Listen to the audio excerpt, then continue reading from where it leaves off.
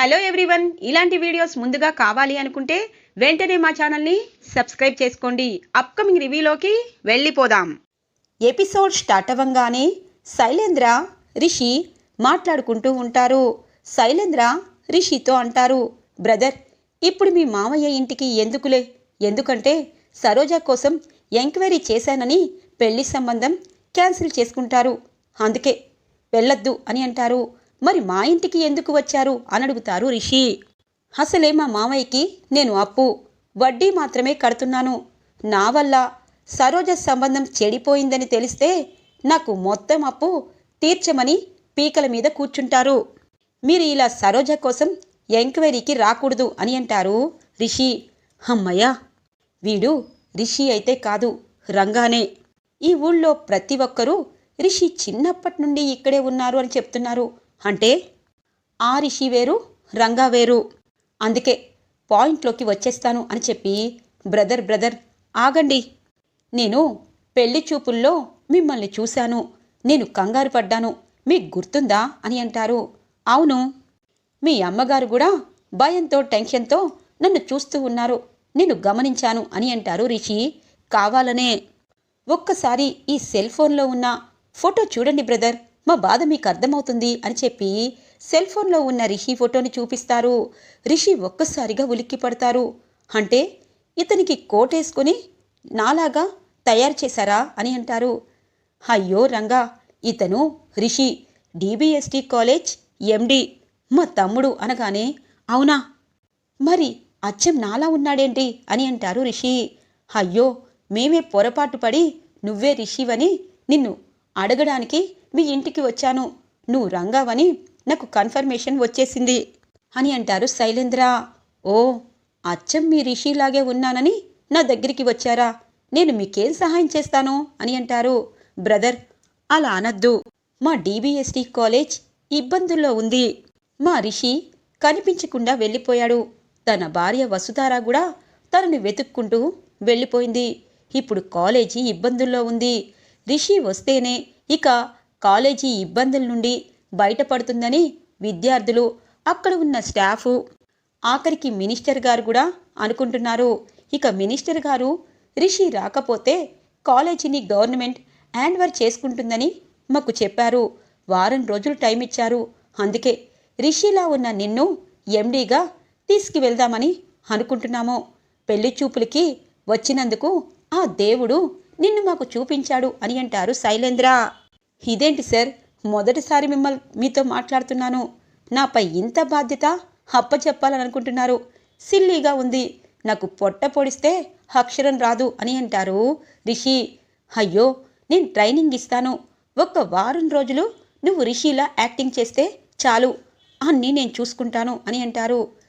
సరే, ఇంతకీ మీ రిషి సార్ ఎక్కడికి వెళ్ళాడు, వస్తాడా లేకపోతే పైకి పోయాడా అనగానే, బ్రదర్, పైకి పోయినా నష్టం ఉండేది కాదు, కానీ ఎక్కడో బ్రతుకున్నారని తన భార్య వసుధార వెతుక్కుంటూ వెళ్ళింది, ఖచ్చితంగా వసుధార తీసుకుని వస్తుందేమో అనుకుంటున్నాను అనగానే, అయితే బ్రతికే ఉన్నాడు అని అంటారు రిషి.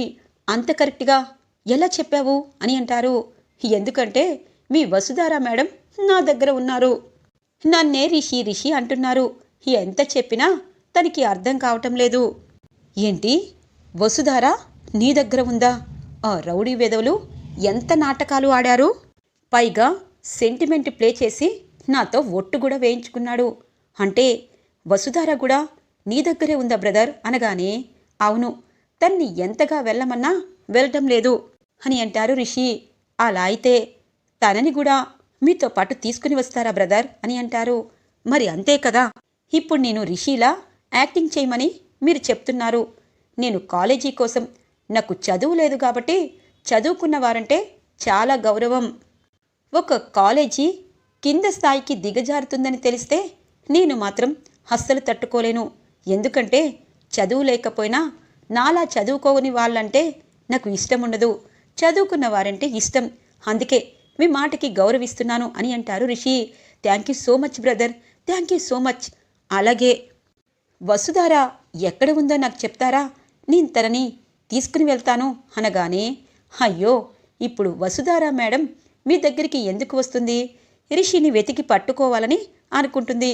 నేను రిషిలా డిబిఎస్టి కాలేజీలో అడుగు పెడతాను. అప్పుడు ఖచ్చితంగా వసుధార మేడం గారు డిబిఎస్టి కాలేజీకి వస్తారు. నేనే రిషినని నమ్ముతారు. అప్పుడు నీకేమీ ఇబ్బంది ఉండదు కదా అనగానే, అవును బ్రదర్, నిజమే. అప్పుడు అసలైన రిషిని వెతక్కుండా కాలేజీలోనే ఉండిపోతుంది. మంచి ఐడియా చెప్పారు. సరే, రేపే మన ప్రయాణం అని అంటారు. సరే గాని మీ రిషి సార్లా నాకు యాక్టింగ్ రాదు, ఇంగ్లీష్ రాదు, దానికోసం ఏం ఆలోచిస్తారు అని అంటారు. దానికోసం నేను అన్ని ఏర్పాట్లని చేసేస్తాను. నువ్వు అచ్చం మా రిషిలాగే యాక్టింగ్ చెయ్యాలి, అవసరమైనప్పుడే మాట్లాడాలి అనగానే, సర్లే రేపు మార్నింగ్ బయలుదేరదాము, మీరు వెళ్ళండి అని అంటారు. ఇక శైలేంద్ర చాలా సంతోషంగా అక్కడి నుండి వెళ్ళిపోతారు. రిషి శైలేంద్ర వైపు కోపంగా చూస్తూ ఇంటికి బయలుదేరుతారు. ఇది ఇలా ఉండగా వసుధార రిషిని నిలదీస్తుంది. సార్, వచ్చిన వారు ఎవరో మీకు తెలుసా? మీరు అంతసేపు ఎవరితో మాట్లాడారో మీకు అర్థమైందా అనగానే, అయ్యో మేడం, మీకు తెలియదు కదా, సరోజ పెళ్లి చూపులకు వచ్చారు కదా, ధన్రాజ్ వాళ్ళ అన్నయ్య, సరోజ కోసం ఎంక్వైరీ చేస్తున్నట్టున్నారు అనగానే, సార్, నిజంగా సరోజాని పెళ్లి చూపులకి చూడ్డానికి వచ్చినా వాళ్ళేనా? తన పేరు మీకు తెలీదా అని అంటుంది. తన పేరు నాకెందుకు తెలుస్తుంది? ఎలాగూ మనం బంధువులు అవుతాం కదా, అప్పుడు తెలుసుకోవచ్చులే అని అంటారు రిషి. రిషి సార్, మీరు అబద్ధం ఆడుతున్నారా, నిజం చెప్తున్నారా? మీరు నన్ను ఎందుకో లోపలికి వెళ్ళమన్నారు. నేను వచ్చేసరికి డోర్కి గడియ పెట్టారు. ఇప్పుడేమో ఆ శైలేంద్రతో మాట్లాడుతున్నారు. శైలేంద్ర ఎవరో తెలియనట్టు ఇప్పుడు నా దగ్గర చెప్తున్నారు. చెప్పండి సార్, చెప్పండి, శైలేంద్ర మీకు తెలీదా అని అంటుంది. అయ్యో మేడం గారు, మీ చుట్టాల శైలేంద్ర అని అంటారు. అంటే మీకు తెలీదని అంటారన్నమాట. అర్థమైంది సార్ అని అంటుంది. చూడండి మేడం గారు, రేపు నేను ఊరు వెళ్తున్నాను. వారం రోజుల తర్వాత వస్తాను. నాన్నమ్మని జాగ్రత్తగా చూసుకుంటారా అని అంటారు. సార్, మీరు ఎక్కడికి వెళ్తున్నారో ముందు చెప్పండి, నేను మీతో పాటే వస్తాను. నాయనమ్మకి నేను అన్నీ సపర్యాలు చేస్తాను అనగానే, ఇంతలో సరోజ వస్తుంది. బావా, బావా, ఎక్కడికి వెళ్తున్నావు? నువ్వు నా పెళ్ళి చెడగొట్టాలని ఎంతగా అనుకున్నా చెడగొట్టకుండా వాళ్ళతో బాగా మాట్లాడావు. ఇప్పుడేమో వారం రోజులు బయటికి వెళ్తానంటావా? బావా, బాగోదు అనగానే, సరోజ, నీ పెళ్లి చూపులు జరిగిపోయాయి. ఆ అబ్బాయి కూడా బాగున్నాడు. ఆ అబ్బాయికి నువ్వంటే ఇష్టం. ఇక నేను ఏం చేసేదేమీ లేదు. నాకు అర్జెంటుగా ఒక 10 days బయట పని ఉంది. ఎందుకంటే మామయ్యకి నేను డబ్బులు ఇవ్వాలి. అంటే నీ పెళ్ళి కుదిరితే ఖచ్చితంగా మామయ్య నన్ను అడుగుతాడు. అందుకే ఆ డబ్బులు నాకు ఒకరు ఇస్తానన్నారు. అందుకే వారం రోజులు అక్కడ ఉండి డబ్బులు తీసుకుని వస్తాను. అలాగే నాయనమ్మని జాగ్రత్తగా చూసుకో అని అంటారు. నాయనమ్మని జాగ్రత్తగా చూసుకుంటాలే, అమ్మమ్మని జాగ్రత్తగా చూసుకోపోతే ఏం చేస్తాను చెప్పు అని అంటుంది సరోజ. ముందు ఈవిడ వస్తుందా, వసుధారాన్ని తీసుకువెళ్తున్నావా అని అంటారు. మేడం గారు ఎందుకు? నేను హైదరాబాద్ వెళ్తున్నాను అని అంటారు. సార్, మీరు హైదరాబాద్ వెళ్తున్నారా? ఇంత సడన్గా ఏం పని సార్ మీకు అని అంటుంది. మేడం గారు, నాకు సిటీలో ఏం పని ఉంటుంది చెప్పండి. మీరు రావాలంటే నాతో పాటు రండి. మిమ్మల్ని ఈసారి మీ కాలేజీ దాకా డ్రాప్ చేస్తాను. మీ సొంత వారికి అప్పచెప్పి వస్తాను అనగానే, సరే సార్, మీరు నాతో పాటు డిబిఎస్టి కాలేజీకి వస్తారు. మా వాళ్ళతో మాట్లాడి నన్ను అప్పగిస్తారు, అంతే కదా అని అంటుంది. అంతే మేడం గారు, 100% పక్కా అని అంటారు. సరే సార్, నేను మీతో పాటు వస్తాను అని అంటుంది వసుధార. సరే సరోజ, మేడం గారిని నేను హైదరాబాదులో తన ఇంట్లో వదిలిపెట్టి వస్తాను. నువ్వు నాయనమ్మని జాగ్రత్తగా చూసుకో, సరేనా అనగానే, బావా, ఈ వసుధారని తన ఇంట్లోకి డ్రాప్ చేస్తే నాకంటే సంతోషపడేవాళ్ళు ఎవ్వరూ ఉండరు అని అంటుంది సరోజ. తెల్లగా తెల్లవారుతుంది. ఇక శైలేంద్ర ఇంటికి చేరుకుంటారు. ఇటువైపు దేవయానికి జరిగిన విషయమంతా చెప్తారు. అయితే ఆ రంగానే రిషిగా మన కాలేజీకి రాబోతున్నారా? నిజంగా శైలేంద్ర, రిషి ఎక్కడ ఉన్నాడో తెలీదు. రంగా రూపంలో మనకొక అవకాశం దొరికింది. ఈసారి నా కొడుకు డిబిఎస్టి కాలేజీకి ఎండీగా ఉండబోతున్నాడు అని అంటుంది దేవయాని. ఇంతలో ధరణి, మహేంద్ర వస్తారు. ఏంటి అత్తయ్య ఇంత సంతోషంగా ఉన్నారు? అయినా మీరేంటండి చెప్పా పెట్టకుండా ఏదో ఊరు వెళ్ళి ఇప్పుడు వస్తున్నారు అనగానే, ధరణి నాకిప్పుడు చాలా సంతోషంగా ఉంది అనగానే, ఎందుకు సంతోషం అని అంటారు మహేంద్ర. అదే బాబాయ్, మినిస్టర్ గారు మనకి ఇచ్చిన టైం రేపటితో ముగిసిపోతుంది. ఖచ్చితంగా శైలేంద్ర ఎండీగా అనౌన్స్మెంట్ చేస్తారేమో అనగానే, మొన్న మీటింగ్లో చెప్పింది నీకు అర్థమవలేదా అని అంటారు మహేంద్ర. అర్థమైంది బాబాయ్, కానీ రిషినే వచ్చి నన్ను ఎండీగా చేస్తాను అంటే ఏం చేస్తారు అనగానే, రిషినా ఎక్కడ ఉన్నాడు, ఎలా వస్తాడు అని అంటారు మహేంద్ర. బాబాయ్, ఒక్కొక్కసారి అనుకోకుండా వసుధార రిషిని తీసుకురావచ్చు. అప్పుడు రిషి నోటి వెంటే నన్ను ఎండీగా ఉండమనొచ్చు. ఇవన్నీ జరుగుతాయేమో అనగానే, కలలెందుకండి ఎక్కువగా కంటున్నారు, పగటి కలలు నిజం కావు అని అంటుంది ధరణి. అయ్యో ధరణి, నిజం అవుతాయేమో, ఎవరికి తెలుసు. ఎన్నో రోజుల నుండి కలగంటున్నా కల రేపటితో నిజమవుతుంది అని అంటారు శైలేంద్ర. ఇక రిషి వసుధార హైదరాబాద్కి కారులో బయలుదేరుతారు. సార్, ఈ కారు ఎవరు పంపించారు అనగానే, మేడం గారు, నేను హైదరాబాద్ వస్తున్నాను. అలాగే మీ కాలేజీలో డ్రాప్ చేసి నా పని నేను చూసుకుంటాను. నన్ను ప్రశ్నలు అడగద్దు అని అంటారు. సార్, ఈ కారు మీరు డ్రైవ్ చేస్తూ ఉంటే నా రిషి సార్ నాకు గుర్తుకొస్తున్నారు. కానీ ఒకటి మాత్రం నాకు అనుమానంగా ఉంది. మీరు రిషినా రంగానా అని అంటుంది. చూడండి మేడం గారు, మీరు ఏమనుకుంటే ఇంకొక 2 గంటల్లో అది అనుకోండి. మిమ్మల్ని బాధ పెట్టాలని అస్సలు అనుకోవటం లేదు అని అంటారు రిషి. ఇది ఇలా ఉండగా కాలేజీలో బోర్డు మీటింగ్ ఏర్పాటవుతుంది. ఇక అందరూ ఒక్కొక్కరిగా వస్తూ ఉంటారు. అనుపమ అలాగే ఇక మను కూడా బోర్డు మీటింగ్కి హాజరవుతారు. మహేంద్ర కూడా బోర్డు మీటింగ్కి వస్తూ ఉంటారు. నిజంగా వసుధార రిషిని ఎప్పుడు తీసుకువస్తుంది? ఈరోజు మినిస్టర్ గారు ఈ కాలేజీని హ్యాండ్ఓవర్ చేసుకుంటారు. కానీ నా చేతిలో ఏమీ లేదు అని చెప్పి బాధపడుతూ ఉంటారు మహేంద్ర. ఫణీంద్ర కూడా అదే విషయంలో బాధపడతారు. ఇటువైపు శైలేంద్ర దేవయాని మాత్రం హ్యాపీగా ఫీల్ అవుతారు. ఏంటి దేవయాని, మన కాలేజీ మన గవర్నమెంట్ చేతికి వెళ్తుందంటే బాధ అనిపించటం లేదా అనగానే, నేను ఎంతగానో చెప్పాను మన శైలేంద్ర ఎండీగా ఉంటే ఈ కాలేజీకి ఆ పరిస్థితి రాదని. మీరు ఆ పని చేయలేదు కదా అని అంటుంది దేవయాని. మమ్మీ, నేను కాకపోతే అదిగో ఆ మనునైనా ఎండీగా ఉండమని మినిస్టర్ గారు రిక్వెస్ట్ చేశారు. కానీ తాను కూడా ఉండనన్నాడు. అందుకే ఈ కాలేజీ గవర్నమెంట్ చేతిలోకి వెళ్తుందేమో భయంగా అనిపిస్తుంది అని అంటారు శైలేంద్ర. ఇంతలో మినిస్టర్ గారు కూడా వస్తారు. ఇక మీటింగ్ అనేది స్టార్ట్ అవుతుంది. ఇక శైలేంద్ర బయటికి వచ్చాక రిషికి ఫోన్ చేస్తారు. మీరు ఇంకొక గంటలో ఇక్కడ ఉంటారా అని అంటారు. ఇంకొక గంటలో కాలేజీలో ఎంట్రీ ఇస్తాను అని అంటారు. నేను చెప్పినా అతను చెప్పినట్టు మీరు యాక్టింగ్ నేర్చుకున్నారు కదా అని అంటారు. అవన్నీ నేర్చుకున్నాను అని అంటారు రిషి. సరే, ఇప్పుడే మీటింగ్ అనేది స్టార్ట్ అయింది.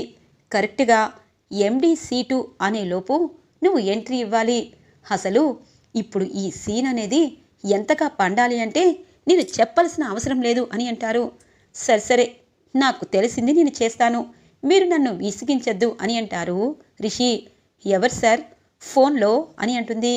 ఇక అటువైపు శైలేంద్ర, ఇది వసుధార గొంతే, వసుధారాన్ని కూడా తీసుకొస్తారు. అబ్బా, ఇప్పుడు నేను అనుకున్నది అనుకున్నట్టు జరుగుతుంది. రిషి రంగా కాదు, రంగా నేను చెప్పినట్టు వింటాడు అని చెప్పి హ్యాపీగా ఫీల్ అవుతూ ఉంటారు. ఇంతలో రౌడీలు ఇక కాలేజీ దగ్గరికి వచ్చి, సార్, హైదరాబాద్ వస్తే నా పేమెంట్ ఇస్తానన్నారు, ఎక్కడా అనగానే, ఇస్తాను, ఇంకాసేపట్లో నీ పేమెంటు ఖచ్చితంగా ఇస్తాను అని అంటారు. ఏ సార్, వచ్చి వసుధారా మేడం చనిపోయిందని చూపిస్తేనే నమ్ముతారా అనగానే, ఒరేయ్, నమ్మడం కాదు, లైవ్లో వసుధారని చూపిస్తాను, అప్పుడు నువ్వేం చెయ్యాలో అదే చెయ్యి అని అంటారు.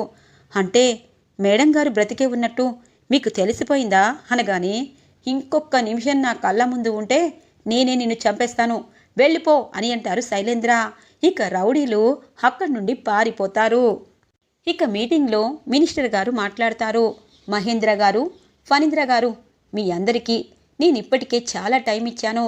ఇక డిబిఎస్టి కాలేజ్ పేరు ప్రఖ్యాతులు మనం దృష్టిలో ఉంచుకొని ఈ కాలేజీ భూస్థాపితం అవ్వకుండా మనమే పైకి ఎత్తాలి. స్టూడెంట్స్ చాలా తగ్గిపోయారు. డిబిఎస్డి కాలేజీ అంటే ఒక మిషన్ ఎడ్యుకేషన్.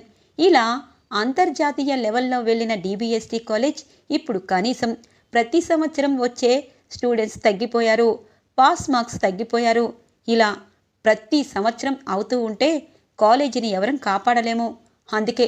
అందుకే మాకు నచ్చిన నిర్ణయం తీసుకున్నాము. మీరందరూ ఆమోదించాలి. రిషి వసుధార వస్తారన్న నమ్మకం మాకు లేదు అని అంటారు మినిస్టర్. ఇక అనుపమ, మను, ఫణీంద్ర అలాగే మహేంద్ర బాధపడుతూ ఉంటారు. అందరూ సంతకాలు చేస్తే ఈ కాలేజీని మేము హ్యాండ్ ఓవర్ చేసుకుంటాం అనేలోపు ఆగండి అని చెప్పి గొంతు వినిపిస్తుంది. అందరూ ఒక్కసారిగా చూస్తారు. రిషి వసుధార కనిపిస్తారు ఇక అందరికీ. ఇక మహేంద్ర పరుగున రిషి వసుధార అనగానే ఇటువైపు వసుధార నవ్వుతూ, మామయ్య రిషి సార్తో కలిసి వచ్చాను అని అంటుంది. మినిస్టర్ గారు చాలా సంతోషంగా, రిషి వసుధార మీరేనా? నిజంగా దేవుడు పంపించినట్టు ఇంత కరెక్ట్ టైంకి ఎలా వచ్చారు అని అడుగుతారు మినిస్టర్. ఇదంతా దేవుడి స్క్రిప్ట్ కాదు, నా స్క్రిప్ట్. అక్కడ వచ్చింది రిషి కాదు, రంగానే. ఇటు వసుధార కూడా రంగా కాదు రిషి అని భ్రమలో ఉంటుంది. అప్పుడు రిషి కోసం ఎంక్వైరీ చేయదు. నాన్న రిషి అని చెప్పి దేవయాని, ఇటువైపు శైలేంద్ర అందరూ ఇక రిషి దగ్గరికి వస్తారు. ఇక మహేంద్రకైతే ఆనంద బాష్పాలు వస్తూ ఉంటాయి. పరుగున రిషినొచ్చి హత్తుకుని ఏడుస్తూ ఉంటారు. నాన్న రిషి, నీకు దూరమయ్యి ఎన్ని రోజులు నిద్రలేని రాత్రులు గడిపానో నాకు తెలుసు. నిజంగా నువ్వు వస్తావని నేను కల్లో కూడా అనుకోలేదు. వస్తారా నమ్మకం నిజమయ్యింది. ఇప్పుడు నా గుండె నిదానంగా కొట్టుకుంటుంది అని అంటారు. డాడ్, నేను వచ్చేశాను.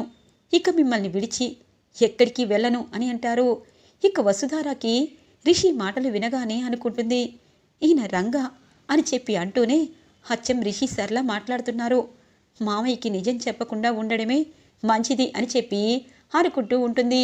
మీటింగ్ స్టార్ట్ అవుతుంది. ఇక మినిస్టర్ గారు చెప్తారు, మన రిషి వచ్చేశారు కాబట్టి ఇక ఈ కాలేజీకి ఎటువంటి ఇబ్బందులు ఉండవు. రిషి వసుధారా ఈ కాలేజీని మునుపటి పేరు ప్రఖ్యాతులు తీసుకుని వస్తారు. అందుకే యంగ్ బాయ్, నువ్వు దూరం అయ్యాక ఈ కాలేజీ పరిస్థితులు ఎలా ఉన్నాయి అన్నది నాకంటే ఎక్కువగా వసుధారాకి తెలుసు. వసుధారాని అడిగి కాలేజీ పరిస్థితి ఎలా ఉంది, ఎలా మనం చేస్తే కాలేజీ మునిపటిలా ఉంటుంది అన్నది నువ్వే ఐడియాస్ ఇవ్వాలి అని చెప్పి ఇక రిషికి కంగ్రాచ్యులేషన్ చెప్పి మినిస్టర్ గారు వెళ్ళిపోతారు. ఇక రిషి తెలియకుండానే నిదానంగా అందరి వైపు చూస్తారు. ఇటు ఫణీంద్ర వచ్చి, నాన్న రిషి, మేము అందరం నిన్ను చనిపోయాము అనుకున్నాము. కానీ ఒక్క నీ భార్య వసుధారానే నీ కోసం ఆరాటపడింది. అంటే ఖచ్చితంగా భార్యాభర్తలకి భర్త ఎక్కడ ఉన్నా తెలిసిపోతుంది, తన ఆత్మకి తెలుస్తుంది అనగానే, అవును పెదనాన్న, వసుధార నేను బ్రతికే ఉన్నానని నమ్మింది. ఆ నమ్మకం నిజమైంది. అలాగే మన కాలేజీని ఇంత క్లిష్టమైన పరిస్థితిలో ఉందని అస్సలు అనుకోలేదు. జరిగిన విషయాలన్నీ తర్వాత చెప్తాను. ఇప్పటికైతే కాలేజీ గురించి మాట్లాడుకుందాం అని చెప్పి అందరితో ఇక మాట్లాడుతూ ఉంటారు రిషి. శైలేంద్రకి ఆశ్చర్యంగా అనిపిస్తుంది. ఇదేంటి, ట్రైనింగ్ ఇస్తే ఇంత పర్ఫెక్ట్గా ఇస్తారా? అచ్చం రిషిలాగే మాట్లాడుతున్నాడు అని చెప్పి అనుకుంటూ ఉంటారు శైలేంద్ర. ఈరోజు ఎపిసోడ్ ఇలా ఇంట్రెస్టింగ్గా ఎండ్ అవుతుంది ఫ్రెండ్స్. రాబోయే ఎపిసోడ్స్ కోసం మా ఛానల్ని సబ్స్క్రైబ్ చేసుకోండి. Thanks for watching friends.